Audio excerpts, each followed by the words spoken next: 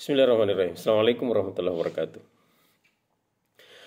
Jika kita ingin mendefinisikan role model yang sempurna dalam satu pribadi, maka nama itu adalah Rasulullah Muhammad sallallahu alaihi wasallam.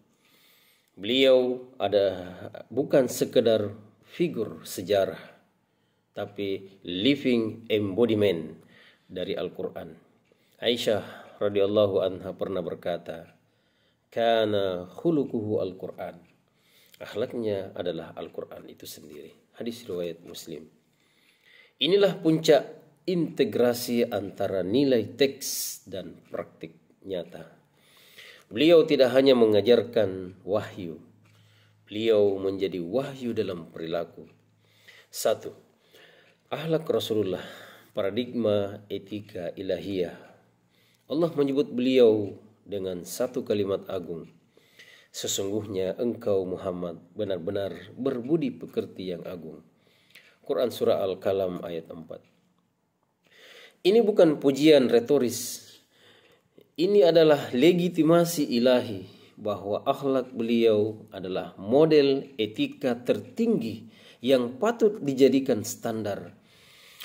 Dalam bahasa akademik, kita menyebutnya moral universalism.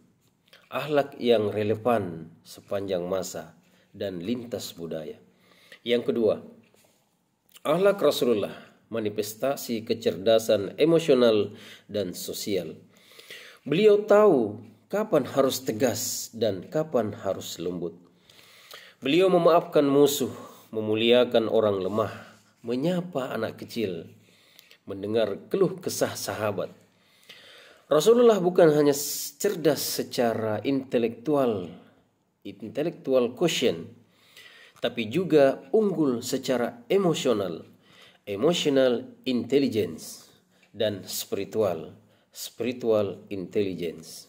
Beliau Rasulullah Shallallahu Alaihi Wasallam bersabda, "Sesungguhnya aku diutus untuk menyempurnakan akhlak yang mulia."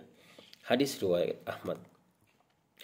Inilah misi utama kenabian, yaitu membentuk manusia bukan hanya cerdas secara logika, tapi juga luhur secara akhlak.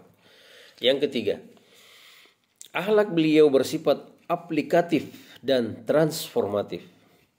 Ketika penduduk Taif melempari beliau, bukan kutukan yang keluar dari lisannya, tapi doa. "Ya Allah, berilah petunjuk kepada kaumku karena mereka belum mengetahui." Ini bukan sekedar kesabaran, tapi bentuk makrifat rohani, yaitu memahami bahwa keburukan orang lain bukan untuk dibalas, tapi disembuhkan. Beliau menyikapi kebodohan dengan hikmah, bukan kemarahan. Yang keempat, logika akhlak Rasulullah, menang tanpa melukai. Pribadi beliau adalah kemenangan dengan kasih sayang. Beliau menaklukkan hati, bukan hanya wilayah. Ketika beliau masuk Mekah sebagai pemenang, tiada pembalasan, tiada amarah, hanya kata-kata lembut. "Pergilah kalian semua bebas." Ini adalah bentuk rekonsiliasi spiritual, bukan balas dendam historis. Sebagai kesimpulan, jika kita ingin membangun masyarakat yang adil, damai, dan bermartabat, maka akhlak Rasulullah adalah blueprint. Jika kita ingin mendidik anak-anak menjadi generasi pemimpin, maka karakter Rasulullah Shallallahu Alaihi Wasallam adalah kurikulum dasarnya. Jika kita ingin sukses dunia dan akhirat, maka tirulah Rasulullah secara utuh, lahir dan batin, ucapan dan tindakan, logika dan cinta.